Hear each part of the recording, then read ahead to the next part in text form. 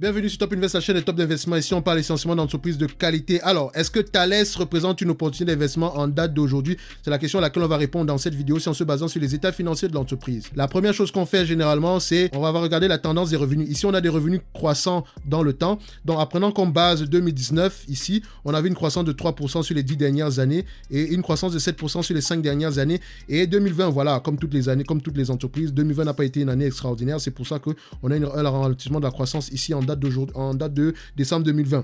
Donc, on va se dire que c'est généralement une compagnie qui a une croissance à peu près moyenne aux alentours de 2%. Pourquoi 2%? Parce que je pense que le 16% de croissance en 2019 ici est plutôt dû à une acquisition. Je pense que c'est l'acquisition de Gemalto, si je ne me trompe pas. Donc, c'est une compagnie qui croît par acquisition également de manière organique et qui est très liée au secteur de l'aéronautique et de la défense. Donc, si Airbus va bien, alors Thales ira bien. Si le secteur de la défense va bien, suivez mon regard, voilà, il y a de fortes chances également que Thales aille bien. Donc, on aime bien ce qu'on voit ici aujourd'hui, c'est un checkmark. Maintenant, au niveau de la marge brute, est-ce qu'on a des marges brutes stables? Oh, on adore ça. Ça, c'est clairement la marque des entreprises de qualité. Même quand tout va mal, les marges sont stables. Les marges sont stables, ça ne bouge pas, ça ne souffre de rien du tout. On adore ça. Au niveau de la marge EBITDA également, waouh! Vous remarquez que la marge brute est stable, la marge EBITDA est croissante. Ah oui, donc l'entreprise est de plus en plus efficiente. On aime ça. Donc un revenu supplémentaire n'entraîne pas forcément des coûts supplémentaires. Tout descend directement dans les bénéfices. On a des marges à peu près de 12%. J'adore ça. C'est un checkmark.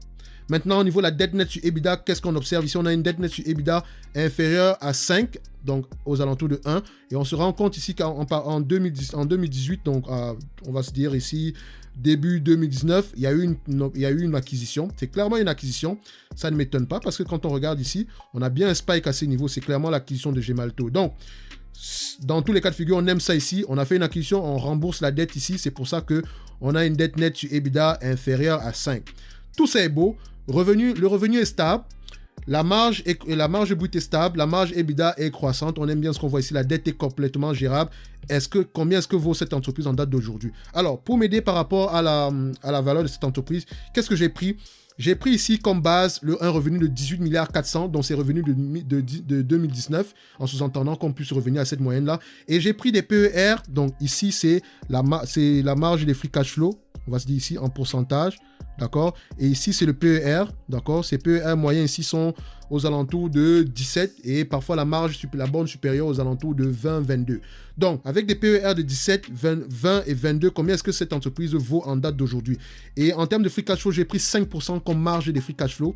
Donc, 5% de marge de free cash flow ici. Donc, 5 fois 18 milliards 400, ça donne 920 millions ici, multiplié par 17 fois les bénéfices, moins la dette nette ici aujourd'hui. Ça représente ici aux alentours des 67 € l'action. Donc, l'entreprise serait clairement surévaluée au prix actuel qui est de 102 € l'action en prenant en considération des PER de 17. D'accord? Si on prend un PER de 20, le prix est de 80 €. Si on prend un PER de 22, le prix est de 88 € l'action. Donc, en date d'aujourd'hui, je dirais que Thales est surévalué. Même si on prend en considération une croissance de 2%, on va juste dire que le prix actuel est tout simplement correct.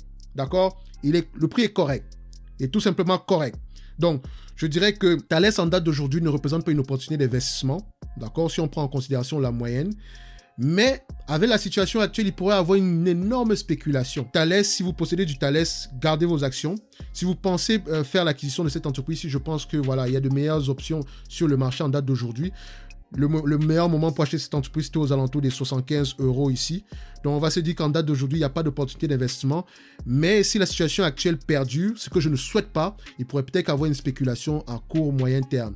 Donc, c'est ce que j'avais à dire ici aujourd'hui sur Thales. On va se donner rendez-vous à la prochaine vidéo. Et d'ici là, portez-vous bien.